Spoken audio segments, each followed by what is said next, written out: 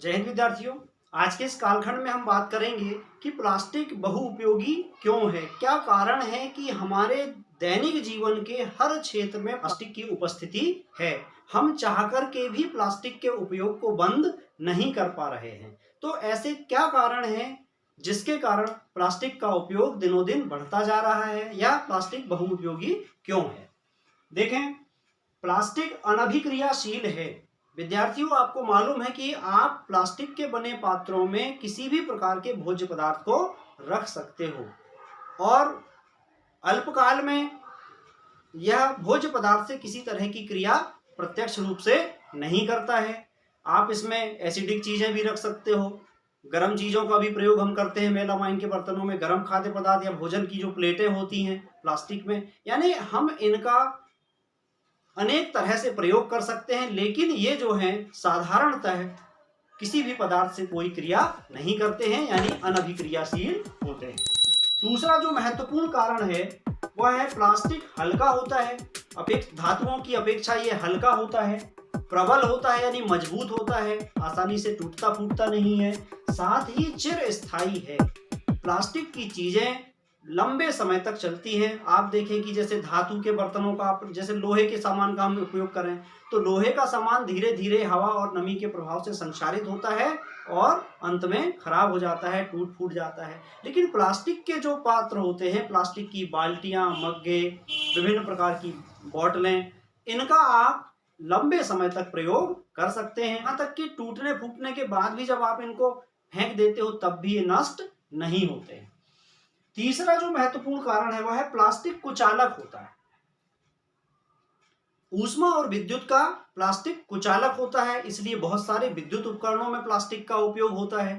तो इस तरह से इनके जो गुण हैं, प्लास्टिक के जो गुण हैं, ये गुण ही उसे बहुउपयोगी बना देते हैं। आप देखें कि जीवन के हर क्षेत्र में, यहाँ तक कि जो चिकित्सा क्षेत्र है, चिकित्सा क्षेत्र में भी प्लास्टिक की अनेक चीजों का प्रयोग होता है। बहुत सारी जो मेडिकल उपकरण होते हैं प्लास्टिक के बने होते हैं। डॉक्टर के दस्ताने, विभिन्न प्रकार की बोतलें, दवाइयों की पैकिंग के लिए जो प्लास्टिक की शीट इस्तेमाल की जाती है। तो इसके अलावा आप देखेंगे कि आजकल जो नॉन स्टिक बर्तन आते हैं, उन नॉन स्टिक बर्तनों में भी टेफ्लॉन की कोटिंग होती है। इसी तरह जब हम मोटर बाइक खरीदते हैं, मोटर गाड़ी खरीदते हैं, तो उसमें टेफ्लॉन की कोटिंग की जाती है, जिससे कि उसके ऊपर आसानी से स्क्रैच ना आए। माइक्रोवेव ओवन में उपयोग में आने वाले जो बर्तन होते हैं वो भी इसी तरह प्लास्टिक के बने होते हैं। तो इन गुणों के कारण ही प्लास्टिक बहुउपयोगी बन जाता है। साथ ही प्लास्टिक सस्ते भी होते हैं।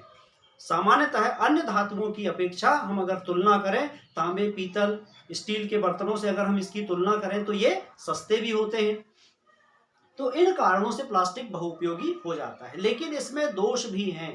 प्लास्टिक में जितने गुण हैं, जितना बहुउपयोगी है, इसमें सबसे बड़ा दोष तो ये है कि ये अपघटित नहीं होते हैं। टूट फूट जाता है, आप इसको फेंक दें तो ये सालों तक जमीन में पड़ा रहेगा, लेकिन अपघटित नहीं होगा। पर इसलिए प्रदूषण का सबसे बड़ा कारण बनता है। आजकल आप देखें कि जो शहरों में निकलने वाला कचरा है, कचरे में 90% प्लास्टिक होता है, और ये प्लास्टिक अपघटित नहीं होता है, जिससे कि पर्यावरण प्रदूषित होता है।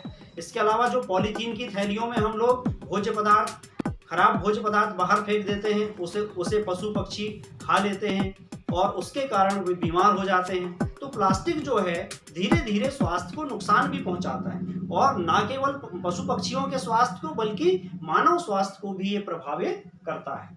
प्लास्टिक पात्रों का प्रयोग स्वास्थ्यकर नहीं है। यद्यपि बहुत सुविधाजनक होते हैं प्लास्टिक के बर्तन उपयोग करने में, लेकिन प्लास्टिक के पात्रों का जब हम प्रयोग करते हैं और उसमें जब गर्म भोजन लेते हैं, आजकल आप देखें कि भोजन के लिए जो डिस्पोजल थालियां आती हैं वो भी एक तरह से प्लास्टिक की बनी होती हैं, थर्माकोल की बनी होती हैं।